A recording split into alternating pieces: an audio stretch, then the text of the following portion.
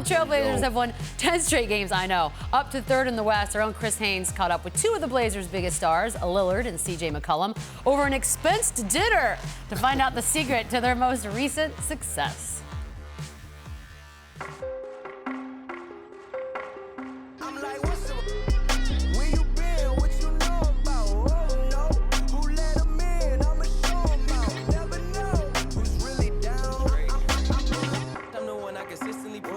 To the code like a finishing move. I hit a groove that they can't undo, and over the years all I did was improve. Damian Lillard, CJ McCollum, the dynamic backcourt of the Portland Trailblazers. Man, first of all, thank you for coming on, man. You took time out of your busy schedule to be here. Appreciate you having me, brother. Pleasure to be in your presence, Mr. Haynes. Man, likewise. Lillard throws to McCollum. McCollum connects.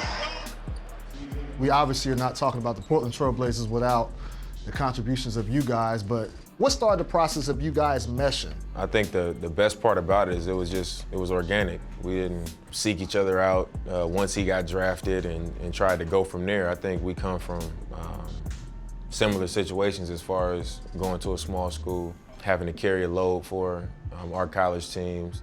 Eventually we became teammates, and it made it easier because we didn't have to, try to force anything. I haven't watched him for so many years. I even watched him at Weber. My brother used to call me like, yo, this dude from Weber State is a dog. You gotta watch. So I used to watch his games. And how you watch a Weber game? My brother had all the illegal websites. I've been watching for a long time, so I've seen how his game is kind of transformed. And I think his ability to finish through contact has improved, just breaking down film. Most players, they see somebody, that could possibly can take minutes away from them, they wouldn't be as encouraging or forthcoming with help and advice. Why did you feel like you need to do that in that situation? I'm 100% confident in what I can do. And I know that in this league, if you really want to win, you're gonna need other good players. You're gonna need people that can dominate a game just like you can dominate a game. I ain't no hater. I don't get jealous of other people's success. I get happy for them. See, we got some food coming out here. I ain't gonna do what I normally do. I would take a picture of it. do let it ride. Take the picture, man. Don't worry. I'm gonna get the whole spread. All right. While I'm at it. What you guys have been doing right as of lately, I didn't anticipate you guys even being anywhere close. What did you anticipate, Chris?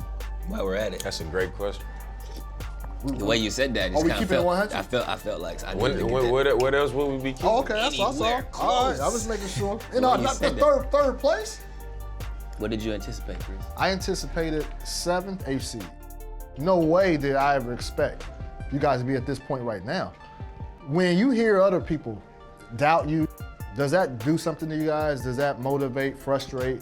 I wouldn't say it motivate or frustrate us. I think that's just what it is. What we have accomplished so far, they're gonna look at it like it's fluke.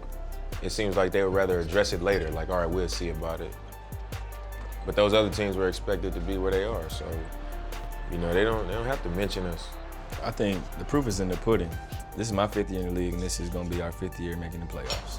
So that's one. 2 is to continue to build on how we've been and how we've played the last 5 years. So getting more wins, getting 50 wins consistently, getting out of the first round, getting out of the second round. I think once you consistently do those things, then your perception changes a lot. You can argue all the things in the world, but you can't argue these wins and losses. Were they having steak without wine? That's weird. Blazers, best record in the league. I know, since Valentine's Day. Not the offense that's fueled them, it's the defense. They have the 2nd best defensive efficiency, are holding opponents below 45% shooting from the floor during that 10-game win streak. Byron, simple. What is the difference for them this season? You just said it. It's that defensive end, and sometimes it takes young players, as Jay know, 3 or 4 years to start to really understand how important that end of the floor is, because offense comes and goes. You got 2 great young players right here that can light it up on the offensive end, but every night it doesn't go in the basket. So you got to rely on the defensive end, and I think these guys get it, and they're ahead of the state. So once they're playing that end of the floor, it kind of trickles down to the other guys, and they're one of the best rim defenders this team is in the NBA as well. So when you put that all together, they're playing great basketball on that end of the floor. Offense is easy. It's easy after that. I started to feel nervous for Chris. They was eating that soup. I started thinking about J.R. Smith. J.R. Smith on them. Yeah, they got a little. They was looking at him like that. Absolutely. I think that one of the things that happens is everybody starts to understand their roles. It's like when you're in the locker room, Dame is going to get us buckets. Oh, CJ can really get us buckets too. You know what? I got to pass them the ball. How can I get minutes? Play defense. And also they have a balance in Nurkic. They have a big guy that can actually give them some points on the block, give them some toughness down low, so that when their perimeter shooting isn't going, or when they are doubled on pick and rolls, as you see, now you actually have a big that can finish. Because when you look at the landscape of the West, that's Karl Anthony Towns he's scoring on. Jokic, Anthony Davis, all of these teams have quality young bigs, Capella. So you're going to need that in the West in particular if you're going to be successful. So that being said, all of that being said, we understand they're much better right now. Right. What are you looking at as far as what they need to actually contend? How realistic is it? Well, you're looking at a division in the Western Conference. It's so hard. You know, when you look at these guys, I just love that piece that I saw with Chris, because you see the maturation of these young guys coming to light. And I think they feel in their heart that they're just as good as anybody in the Western Conference. And you got to have that type of confidence if you're going to compete anyway. Realistically, I think if they get to the second round, it's going to be a great season for them. And if they can take a team in that second round, because it's going to be one of the better teams, obviously, it's going to be Golden State or it's going to be Houston. If they can take them to a 6 or 7 game series, then obviously the next year you're looking to get to the Western Conference Finals. So I think the process and the way that they're handling right now is good, because this team right now has overachieved what everybody thought they would be except them. Absolutely, and I would deem it a successful season for them to get out of the first round. In order for them to take the next step, they're in the West. Exactly. Yeah. And the Houston Rockets of the Golden State Warriors are clearly head and shoulders better than the entire league. Right.